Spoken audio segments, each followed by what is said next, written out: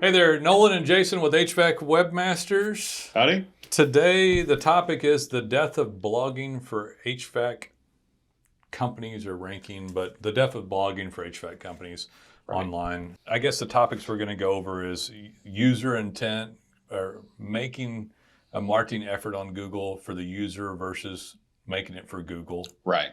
Which is a nuanced sounding thing, but it's very serious. Yeah, it matters. Yeah, and then we'll talk about the Google Good Content update and the fact that I guess for us, we've been talking about this now for how long? Several years, maybe? Yeah.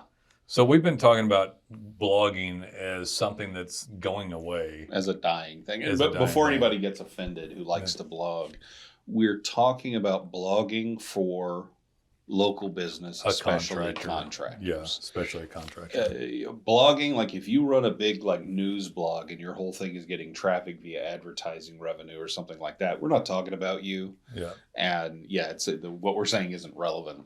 It's not relevant for some news publication for the most recent drug discovery or medical journals or actually newsworthy, news, world news, local news, all that kind of stuff you can blog. Yeah, everything we're blogging has a point. Yeah. When someone blogs top 5 reasons to check your furnace before winter or stuff like that, that's trash. Yeah. That is absolutely trash content. And it's done in order for the perception of it is that people did this to please Google. So Google wants content so that I can go higher in rankings so that we can shove our keywords into this stuff.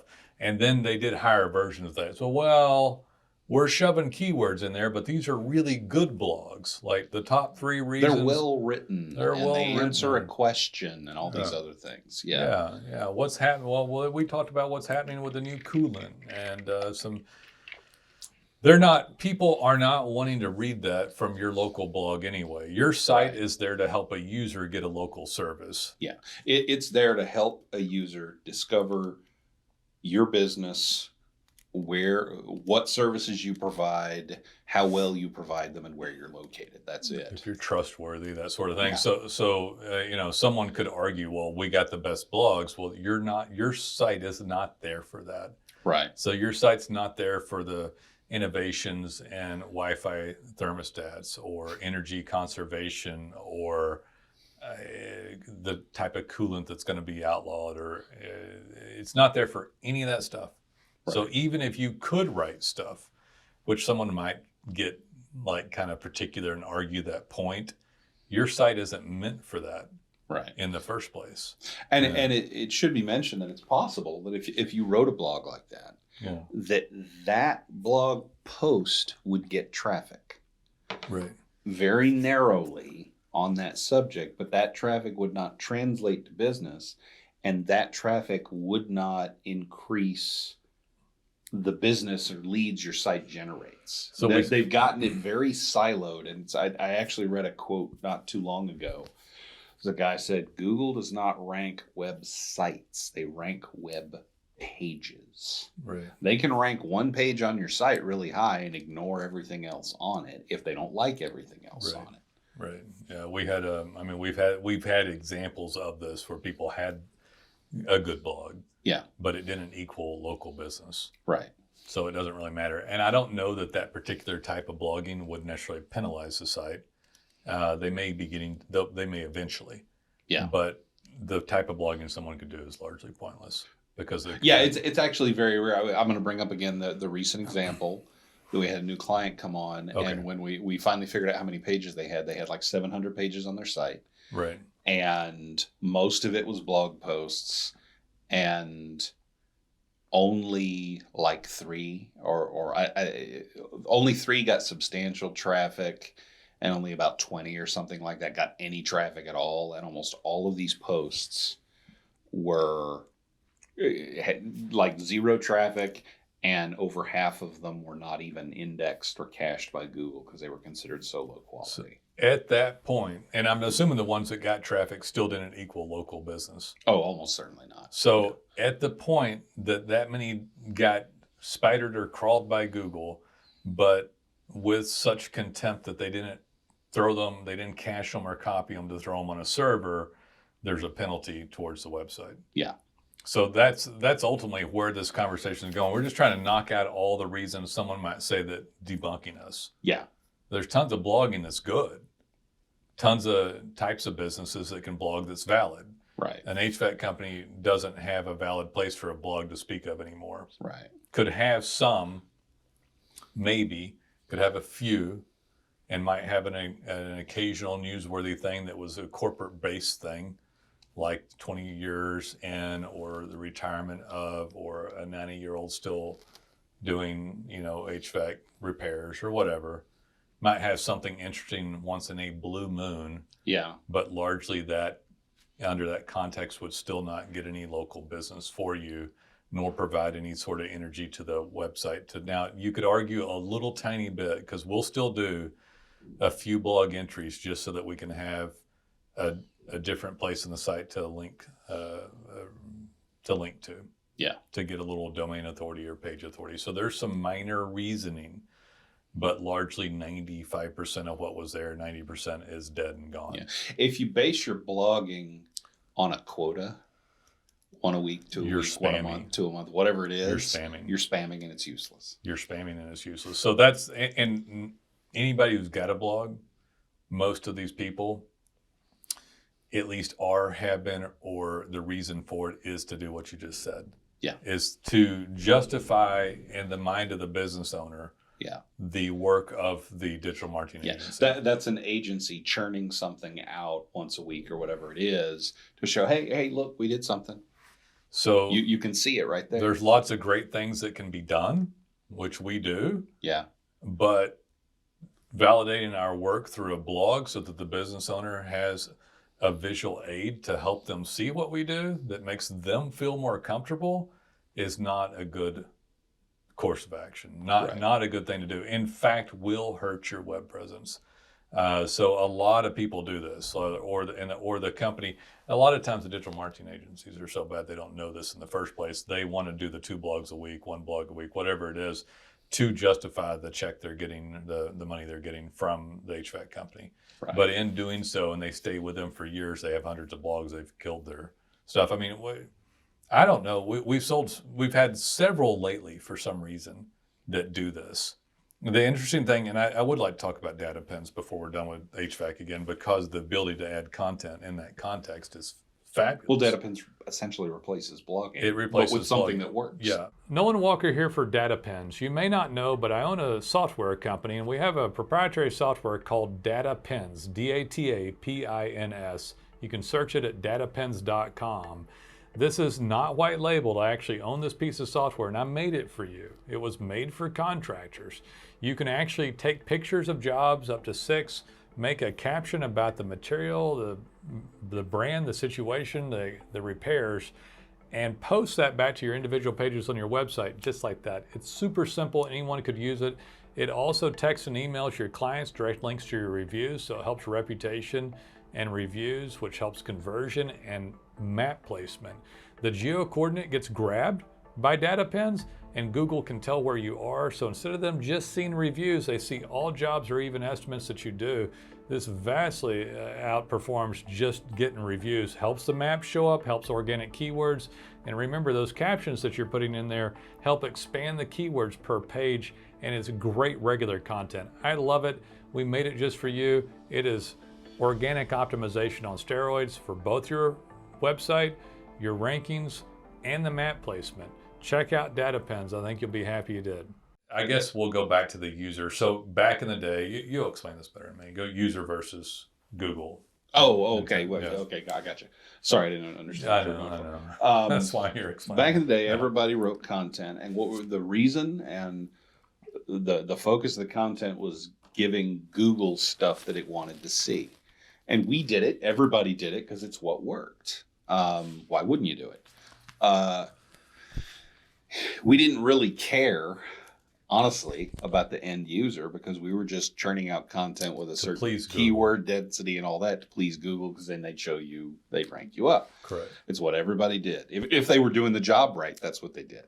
Right. And a few years ago, Google started talking about getting rid of that stuff and writing for the user, not, don't write for SEO, write for the user. And we started hearing that more and more, but the old way was still working, because every time Google tells us, we want you to start doing this, what it means is we're working on this and eventually our algorithm will be able to detect it, but we can't yet. We can't write the billions of pages of code. Yeah, overnight. It's going to take us a few years. Yeah. But now what they want and what they've gotten good at detecting, especially with the helpful content update, was detecting if content was written for SEO. Simple is it was just inserted so that you would rank, not to help the end user with information they need. Right. So it doesn't really matter if you argue with the messengers, right? Me and Jason here. Yeah. Google's going to know damn well what your site was written for. And if you have a bunch of trash, I would say that anybody that's got more than 20, 25 blogs has a bunch of trash blogs. Yeah. So if you've got any more than that, it's probably trash. And it's probably getting penalized since the Google helpful content update. So now got it. I wrote it down. I want to call it the Google Good Content Update, but they've always got these terms that are sound helpful and sound nice. Yeah. You're helping consumers have a better user experience. At the same time, you're punishing the hell out of all the HVAC companies in the U.S. Yeah. that blog or have bad content out. It's worth noting that if you're wondering how they tell the difference between helpful content and just SEO driven content, it's because for a decade we trained them on how to spot it, because that's what we gave them. Right. I mean, that's what they did. They said, we want you to move to this. And we didn't do it because the old stuff was still working. Right. So every article that was put out that was SEO focused, they looked at it and said, okay, we literally trained the algorithm on how to spot us. But I mean, that's the whole history of SEO. I can see that. Is the SEO people training the algorithm on how to catch us in the act so that we have to up our game. Yeah, so you don't want... So let's give some other ways to look at this. If somebody lands on your website and you are an HVAC company that has about 20 different services with hundreds of things that can be done in each service, potentially with brands and parts and things. But let's say you have about a dozen potential service pages. And that's the beef of the content that is needed to show someone, like a furnace or an AC repair or AC replacement or whole house air purification or whatever it is. You've got those categories. You legitimately have about 12 pages you should have, and maybe some city pages. And then you have 400 blogs. The user finds themselves inside the structure of the website, inside the user interface, and happens upon the blog structure. They've just had a poor user experience. Yeah. If they actually are unfortunate enough to begin to spend minutes of their valuable life force on Earth reading your crappy blogs, they've had a poor user experience. They almost never will. Yeah. When you've got that crufty crap blog content, yeah, people just leave. So why would you get a penalty if they don't cache or copy it? Because Google knows that the shit's still on the site, even though they don't show it through the algorithm or through the search engine. Right.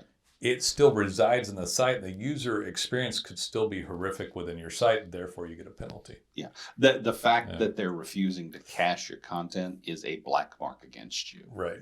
So you're sitting there. Your job is to send out the best signaling, have the best website, definitely have all your page content about all your services and possibly some city pages about us and home and a company, contact, and have a nice structure.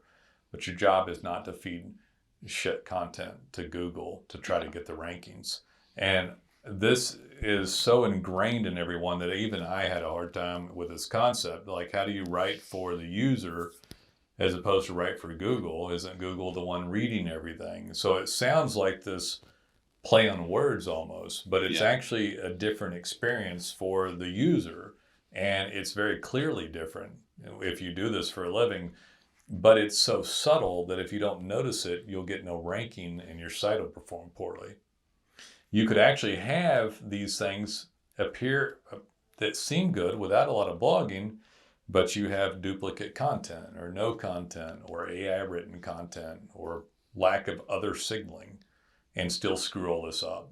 Right. So the blogging itself is just like content that's become clearly bad as a whole for a contractor. There's still tons of signaling though, and good content and other things that needs to be done. Yeah. You have to have content on the site that declares where you operate and what services you provide, right, in depth, in detail. Right. Um, Google doesn't know you provide a service if you don't have a page, or at very least won't show the site to a user because they won't have a good experience if there's not a full page about the service. Right. Like a mini split. Yeah. They're not going to guess you do that. They don't guess you work on certain things. We have parts pages on stuff because for HVAC. HVAC is actually our favorite category of contractors that we work with, which are just several main categories, because of the vast amount of content that can show up online. Yeah. The so many weird fiddly parts and things that can be replaced, so many brands.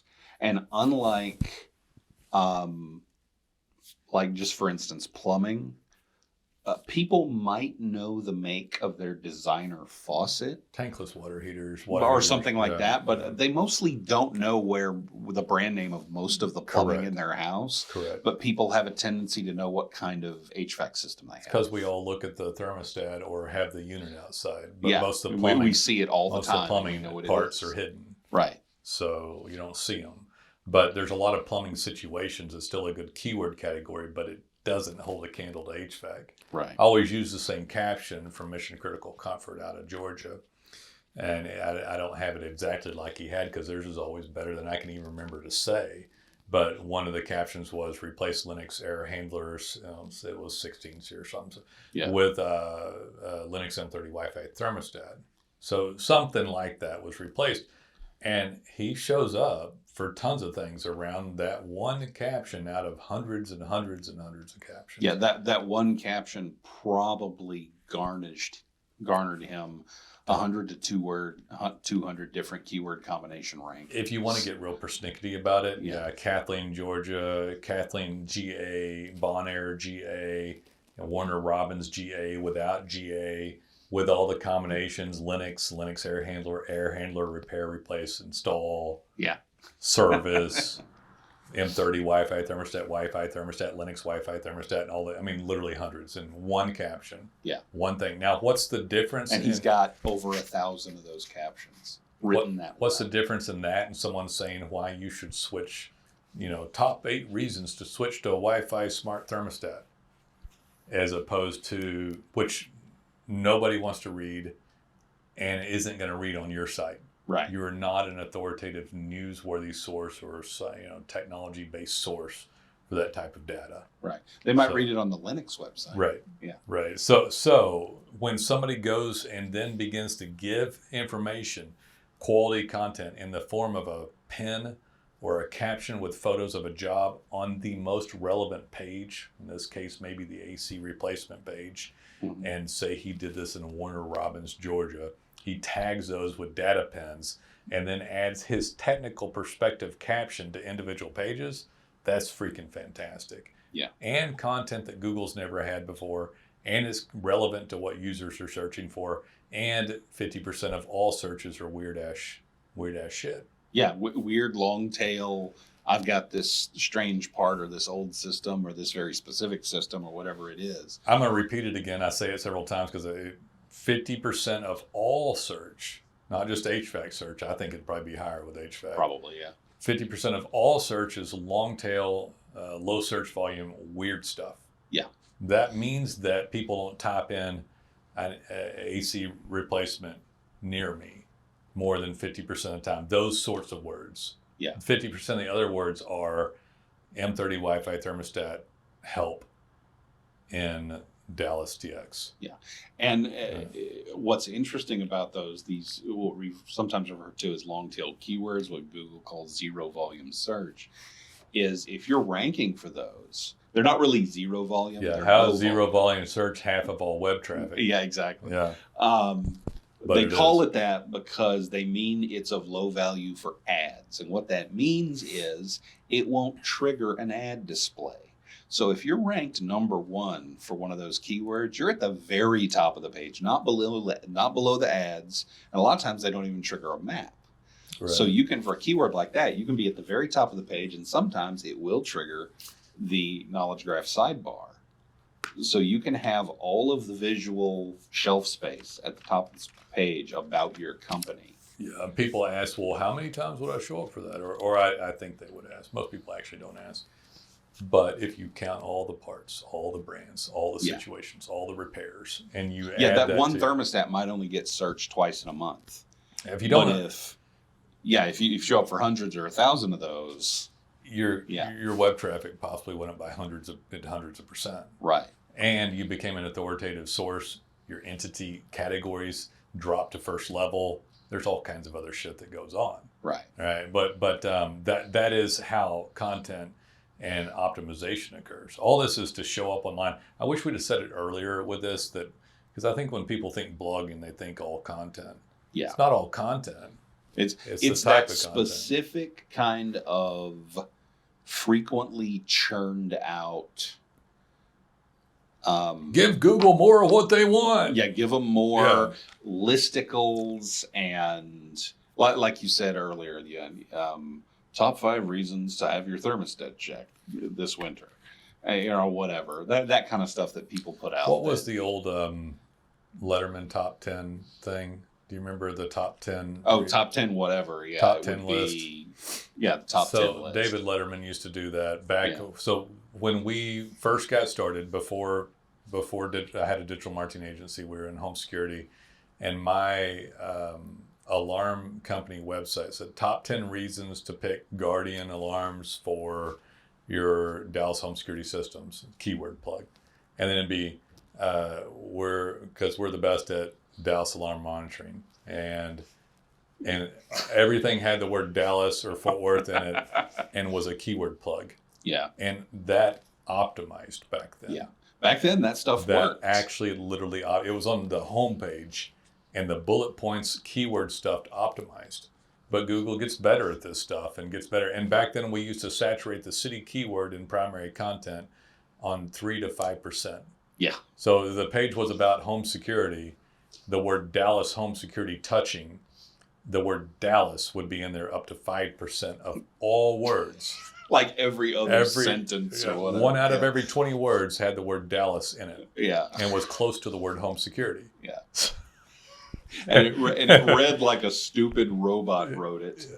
But it worked. If you're looking for Dallas home security systems in Dallas, we'd love to help you with your 24-hour home security needs in Dallas, Texas. And I mean, it just like go on and on and on and on and on. And then we'd get number 1 rankings. Yeah. But they've gotten better at this stuff. And anybody honest with themselves knows that the blogs are no good. And so very few. You might have a blog once a year that's worthy of showing up. And if it's more than that, it's just corporate junk that needs to just be back in the website for, just for a brand or the people that work there, right, to support your image, but not for optimizing your services on Google, because it's not relevant to a user benefit or a user intent or a user experience. That's where it should all come from. Hey there, guys. Nolan Walker here for HVAC Webmasters. Glad you're listening to the podcast, but I'd like you to become a client. We're a digital marketing agency that have done this for 12 years. I don't think there's anybody better than us at this point in time. We will help you with your design, your code, your content, showing up as high as we can on Google ranking, your organic ranking, your map ranking, your reputation, your reviews. Our digital marketing agency will help you be the best possible online. We can help you with all of it, even paid. We even have a software company called DataPins that's proprietary. We made it for you guys. You can take 90 seconds and do a pin on each job. We call them data pins, and it'll grab the geo-coordinate where you're located. It looks like a little red pin drop, but to Google it looks like a digital hand raise. This helps them see where you're working. So if someone doesn't give you a review, they've got this with photos of the job that count as unique content and a caption. Let's say it's Linux air handler replacement.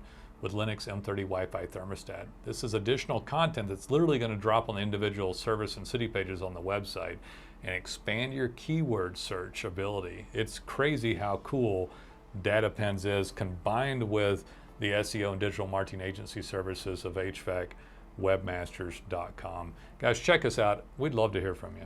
If you're curious about what DataPins is, go to datapins.com, DATAPINS. I don't want to get off into what all that is. The point is, the content's fantastic if done properly for the user benefit. Yeah. DataPins allows you, just briefly, Yeah. to create very short form content that has a lot of impact. From a technical perspective that typically hasn't ever been available to Google on a local level. Right. Yeah.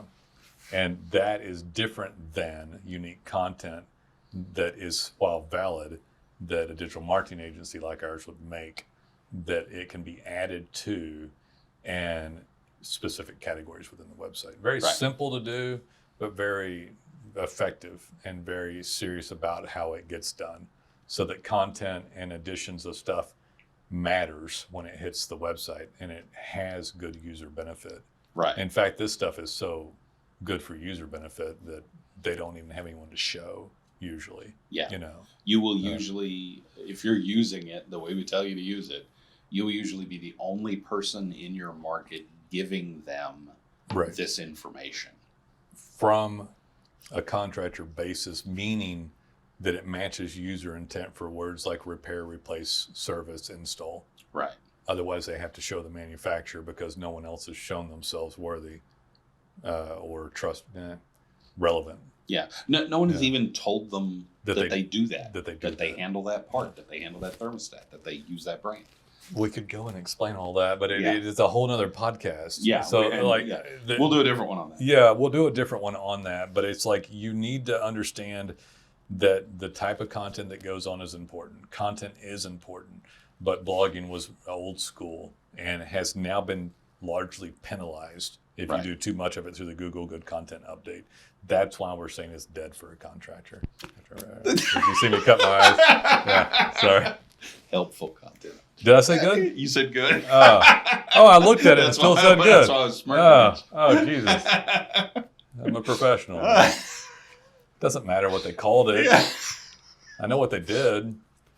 They screwed everybody on the content that's coming through, but Yeah. they actually rewarded what we were already doing. Yeah, they did. For I years. mean, we got off the blogging train 4 years ago. Yeah. 5 years ago.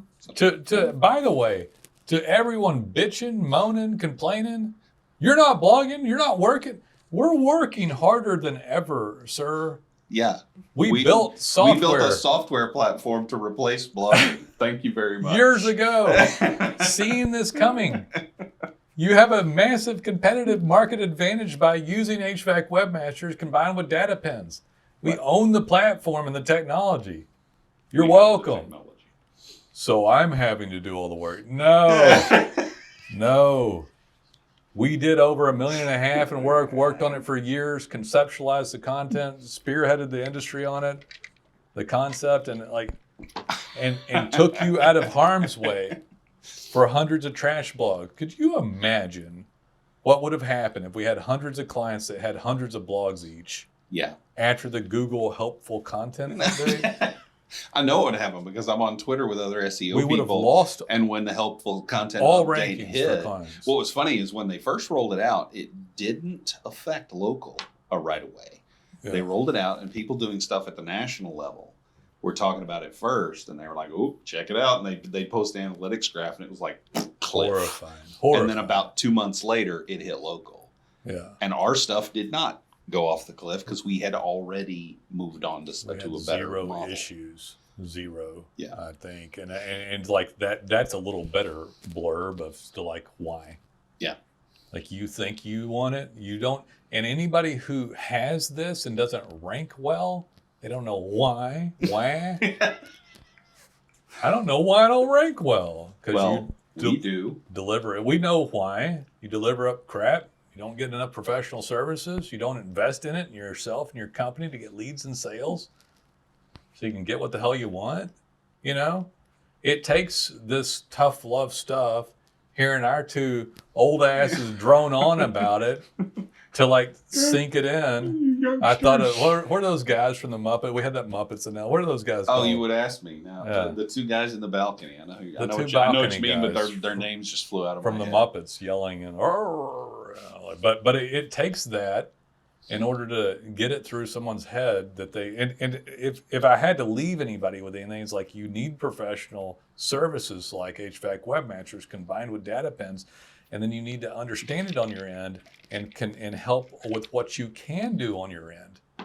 But don't try to take our place on what you need from us. Right. Because you'll lose all the other signaling and the other stuff. You can't just go throw up a website and think you understand it a little bit. And why would you when the value of what's there to show up so high on Google is your entire business model?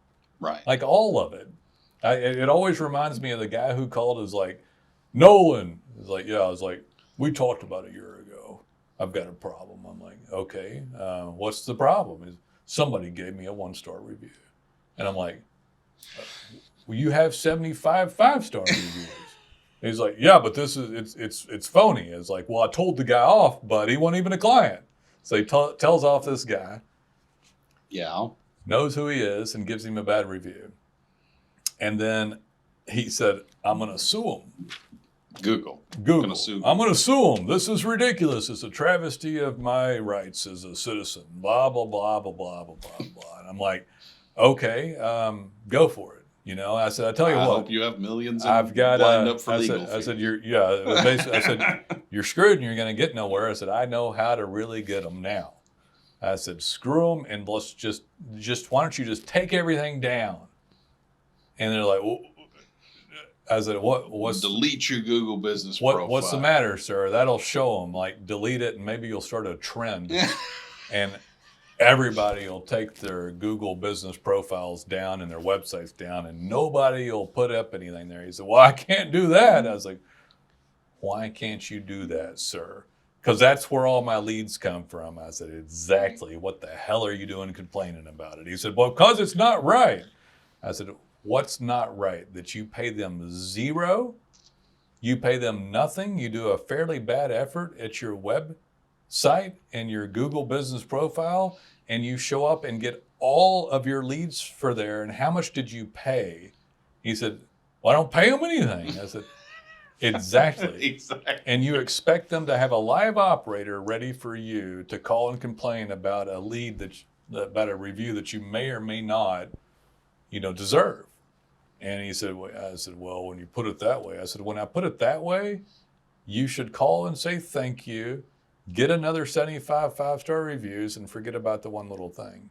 I get that call pretty frequently. We'll have a client that somebody gave them a bad review, so, like former employee, disgruntled employee, something goes in, puts in a 1-star, and they're beside themselves. And I have to say, well, we'll submit for removal because we might as well try. But I got to tell you, the chances are like less than 1%, probably less than 0.1% that it's going to happen.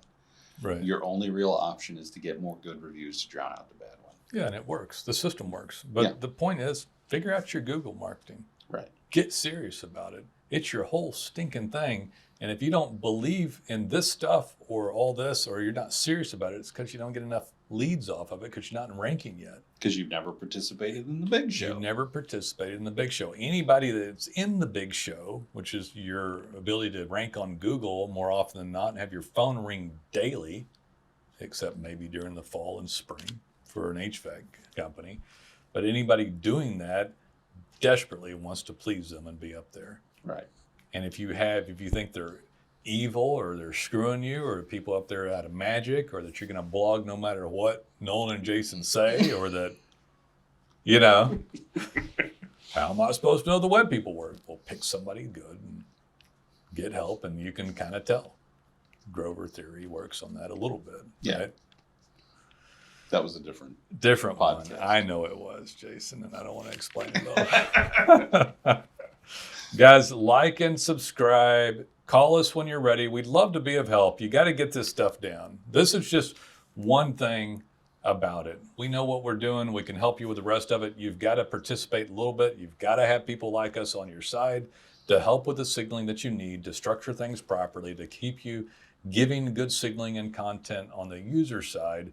And that is such a simple thing, but I would tell you that I think that 90+%, I know that 98% of digital marketing agencies do a poor job. A lot of them just approach it as we'll give the client what they want. When I was first in the business, that was what you were told, just give the client what they want. Right. Keep them happy, they'll keep paying. And unfortunately, in digital, that means it a lot of times doesn't work. Clients because the client doesn't know what gonna works. ask for the Google perspective of marketing for the next decade, because this is such a nuanced thing that's hard to grasp. Yeah. You know, and it will pick up steam a little bit, but I don't have high faith in that aspect of it. You know, but it doesn't mean that you can't get good services and make it all work. Anybody that goes through these podcast is understanding more than most people. You know, but anyway, guys, call us when you're ready. We'd love to hear from you, and we'll see you on the next one. Take it easy.